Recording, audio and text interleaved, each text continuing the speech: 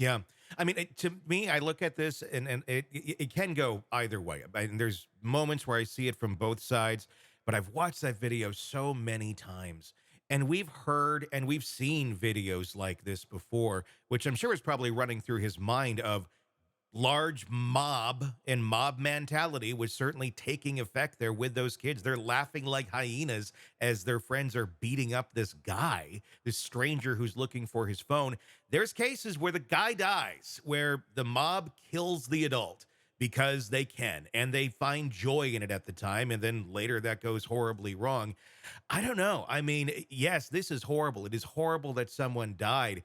But if you're going to make the decision as a 17-year-old, you're not an idiot at 17. I mean, a lot of people are into it, young adulthood and beginning life.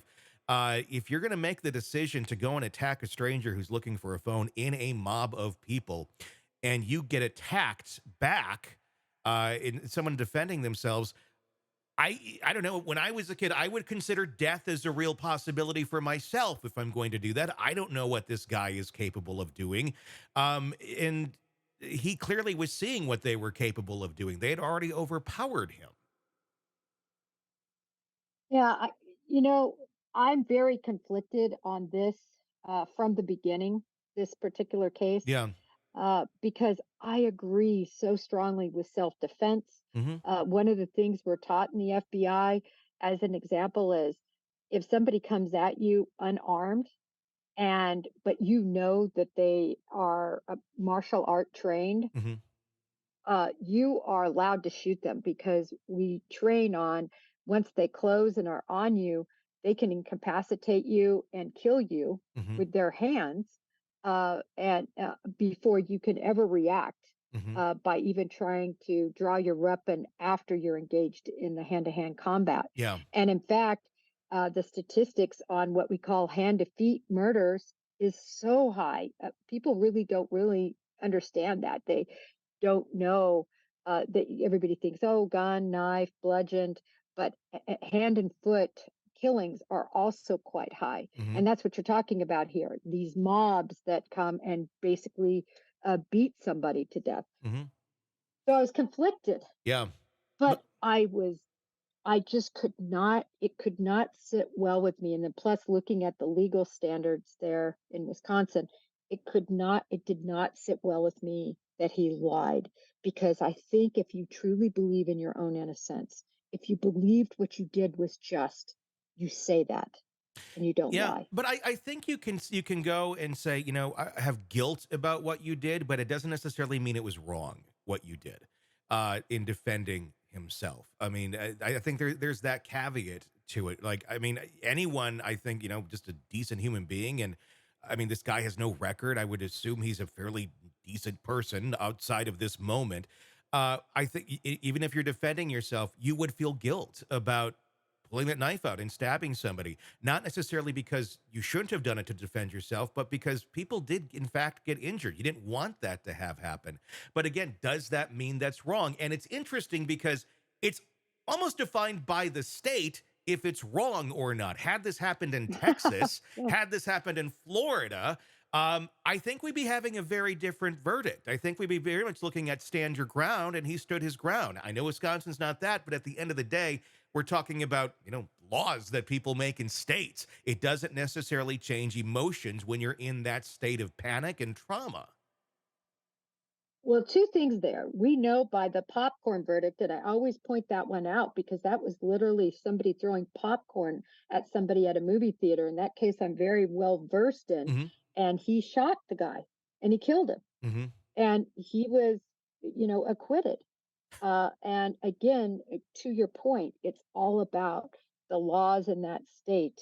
Yeah. And he felt his life was in jeopardy because of how things had escalated. And certainly, if this would have been in those states, as you said, I 100% agree with you. Whether he ditched the knife, whether he lied, he would have been exonerated, I think, in those states. But, Tony, where I think we're going to see some leniency with him is at sentencing. I Yeah. really, it's still, you have that felony on your conviction, and my gosh, it's homicide. Yeah. But I can't imagine he's going to get a very stiff sentence here. Yeah, Um, I hope can't. not. I really don't. I mean, it's tragic all around. Everybody made really bad choices that day. I don't think anybody intended to kill anybody at the end of the day, but it happened. And there was consequences to reckless behavior, and unfortunately, that's what it was. And also at the end of the day, emotions are going to be emotions. Whether you're in Texas or Wisconsin, probably would react the same way. You know? Yeah, the other thing is just going again from the victim side. Boy, if I were a parent, if I were loved one, this kid was 17. He Yeah, had his whole life ahead of him. Did he instigate this? Was he in the wrong? Yes, but boy, yeah. Tony, did he deserve to lose his life? Oh yeah, certainly. He did not deserve nobody deserved to die in this case. If I was a parent though too and I saw that video and if I saw my kids attacking somebody like that, I would be horrified. And I wouldn't be Yes. looking at them though as in the right either.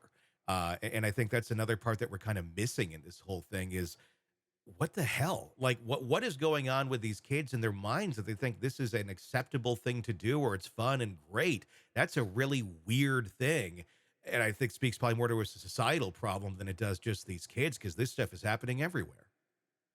Sorry, I'm glad you brought it up. I've been posting and I'm going to post again today. Another one I just saw where these kids just beat almost to death another individual or coaxing on one individual to almost kill the other individual, just beat them Yeah. mercilessly.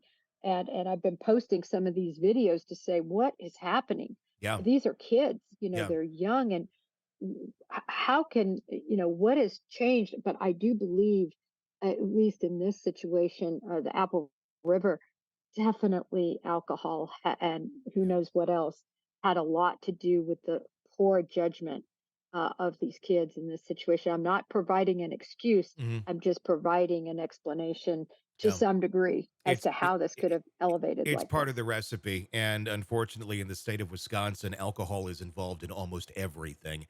I grew up there, and yeah, you like church picnics. There's booze. I mean, there's booze at all sorts of. You don't really realize how weird that is until you get out of there, and you're like, oh, this isn't like this in any other state, unless you're like in Germany or something. But the Wisconsin drinking habits are the worst in this country. Statistically, we know that. And unfortunately, so many bad things do happen there because of the booze. So, is it the an excuse? No, but it certainly does help us understand the state that everyone was in. Hey, thanks for checking out the video. Be sure to follow us wherever you download podcasts, and especially Apple Podcasts, where you can get advanced episode and premium content on our premium channel right there. Also, be sure to follow us on social media so you don't miss any breaking updates on the stories that matter to you most. We're on TikTok, X, Instagram, Facebook. Just search Hidden Killers Podcast with Tony Brueski, and you'll find us right there. Again, thanks for watching.